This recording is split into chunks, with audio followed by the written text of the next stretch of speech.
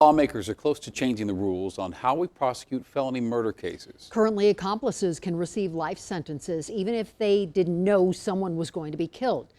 Now, some would argue that's fair. Others believe the law needs more flexibility. Denver 7's Liz Gilardi heard from both sides and has tonight's top story.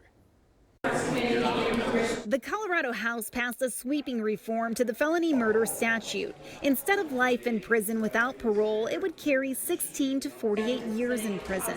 It's been a long time coming. And it's been a lengthy debate. I cried the whole time. Jeanette Orchard is fighting against the bill. Her father, Ken Orchard, was murdered in his home and the home was set on fire. She worries what this bill will mean for families like hers. That's why she wrote lawmakers a letter. I had said in the letter that I had written how often I have read the statutes regarding felony murder. I read those afterward on several occasions, to look those up because it was comforting. Senator Pete Lee says the change does not mean killers will walk free. He explains it covers those involved in a crime who did not commit a murder or believe someone was going to be killed. That person could be a person who was merely the driver of a car who didn't even know that his partner, his associate, was going to go in and commit a murder. Imprisoned as a teen and charged with first-degree murder, Curtis Brooks has now been free for almost 2 years. I was 17 when I was sentenced